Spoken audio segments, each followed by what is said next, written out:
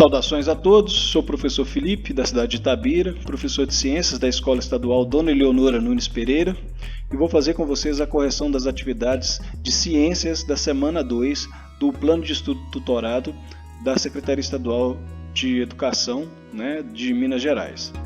Bem, no material que vocês conseguem baixar no site, é importante que vocês vejam, leiam o material, vejam as teleaulas e acesse o Conexão Escola, que é o aplicativo que disponibiliza o material para vocês. O tema dessa semana é matéria e energia, e os conteúdos relacionados são estados físicos da matéria e mudanças de estados físicos. Bem, eu copiei as questões para o Word aqui para facilitar a nossa correção, tá? Então vamos à correção das atividades. Atividade 1. Algumas pessoas usam bolinhas de naftalina no armário para afastar as traças. Depois de algum tempo, essas bolinhas somem. Qual o estado físico que se encontram as bolinhas de naftalina antes de sumirem? E depois de sumirem? O que está acontecendo com elas? Bem, notem que a palavra somem e a palavra sumirem, elas estão entre aspas porque, na verdade, esse não é o termo correto a ser utilizado. Mas, vamos lá. As bolinhas de naftalina estão no estado sólido e depois de sumirem passam para o estado gasoso. Então, na verdade, elas não sumiram, elas apenas mudaram de estado físico. Elas passam pelo processo de sublimação, que é a passagem do estado sólido diretamente para o estado gasoso. A vantagem de se usar essas bolinhas é essa, que elas não passam para o estado líquido, então não chega a umedecer nem molhar a roupa. Atividade 2. Sabemos que o ouro é encontrado na natureza em forma de pedras ou grãos. Qual é o estado físico do ouro? O estado físico do ouro na natureza é sólido, nas condições normais de temperatura e pressão, que são 1 atmosfera e 0 graus Celsius. Nossa temperatura global ela varia, entre 0 graus Celsius e 30 e poucos graus Celsius aí. Mas as condições normais de temperatura e pressão é de 1 atm e 0 graus Celsius. A temperatura para que o ouro entre em fusão, ou seja, passe do estado sólido para o estado líquido, é de 1064 graus Celsius. Ou seja, para que a gente tivesse ouro líquido na superfície do planeta, seria necessário que o nosso planeta tivesse uma temperatura na sua superfície de 1064 graus Celsius. Isso seria inviável para a nossa vida no planeta na forma como nós conhecemos. Atividade 3. Quando colocamos roupa molhada no varal em dias quentes, percebemos que as roupas, depois de um tempo, ficam secas. Qual é o estado físico que se encontra a água nas roupas molhadas e nas roupas secas? A água se encontra no estado líquido nas fibras das roupas molhadas. Quando as roupas ficam no varal, uma parte da água escorre por causa da gravidade e cai no solo, sendo absorvida pelo solo ou evaporando. O mesmo acontece com as gotículas que continuam presas às fibras das roupas. A ação do ar atmosférico e do calor provoca a mudança do estado líquido para o estado gasoso de forma lenta, e esse processo é chamado de evaporação. A evaporação, então, é o processo lento da mudança do estado líquido para o estado gasoso sem o fornecimento artificial de energia. Atividade 4. Ainda hoje, é muito comum as pessoas utilizarem vasilhames de barros, moringas ou potes de cerâmica não esmaltada para conservar a água a uma temperatura menor do que a do ambiente. Por que isso acontece? Bem, parece crendice popular, mas isso tem um fundamento científico.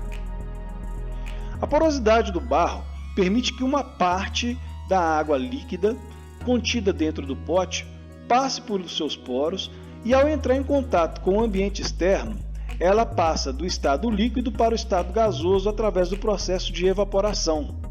Esse processo de evaporação da água líquida, que tem menor energia cinética, para o estado de vapor, que tem maior energia cinética, necessita de absorver energia para acontecer. Então, no caso do pote de barro, a água evapora, que evapora, ela retira energia, ou seja, em forma de calor, do pote e do restante da água que está lá dentro. Então, isso faz com que a perda de energia da água que está lá dentro, né, faz com que a água lá dentro fique mais fria. E a água que está no pote, ou seja, na superfície do pote, ela evapora justamente porque ela absorveu a energia da água e do pote de barro e mudou de estado físico, do estado líquido para o estado gasoso. Vamos à atividade 5. Ao colocar a água bem gelada num copo de vidro, em pouco tempo este fica molhado por fora, devido à formação de minúsculas gotas de água. Para procurar explicar esse fato, propuseram as duas seguintes hipóteses. Vou lembrar a todos que a observação do fenômeno e a elaboração de hipóteses fazem parte do processo científico. As hipóteses podem ser comprovadas através de experimentos ou reprovadas através desses experimentos. Se a hipótese for aprovada através de um experimento científico, ela pode se tornar uma lei científica.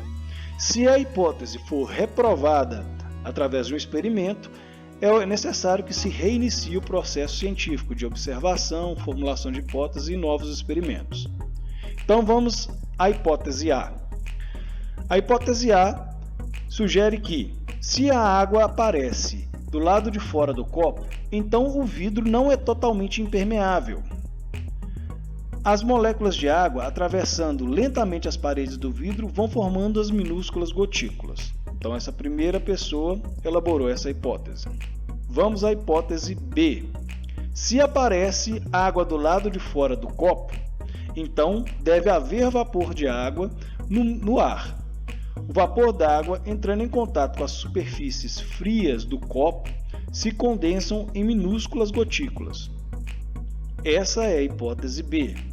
A pergunta: qual das hipóteses, ou qual a hipótese que interpreta melhor o fato? Como você justifica essa escolha? A hipótese B explica melhor os fatos, pois a umidade presente no ar nada mais é do que a combinação de gotículas de água e vapor da água, que ao entrar em contato com a superfície mais fria condensa, pois parte da energia das moléculas no vapor é retirada pelo corpo mais frio e as moléculas se unem, provocando a mudança para o estado líquido. Lembrem que no estado gasoso, as moléculas elas colidem porque elas estão muito afastadas e com muita energia para se movimentar, então elas colidem o tempo todo. Então, quando essa energia cinética ela é perdida em forma de calor, essas moléculas vão se aproximando mais e se unem, aí passam a deslizar umas sobre as outras. Então a água muda para do estado gasoso para o estado líquido assim. Atividade 6. Durante a noite, principalmente em noites frias, o vapor d'água no ar entra em contato com as superfícies frias, como as folhas das árvores, as pétalas das flores, a lataria e os vidros dos automóveis e outros. Então, ali o vapor d'água passa por uma mudança de estado físico, formando gotículas de água líquida chamada de orvalho. Qual o nome dado a essa mudança de estado físico? Bem, o nome dessa mudança, do estado gasoso para o estado líquido é condensação. Então, condensação é o nome da mudança que se dá do estado gasoso para o estado líquido. É o mesmo que acontece na hipótese B, do exercício anterior. Bem, vou pedir a todos os alunos que façam as atividades complementares no site do professor, tá? Para aprimorar os conhecimentos e são atividades que também serão pontuadas. Um grande abraço a todos vocês, fiquem com Deus e até a próxima correção.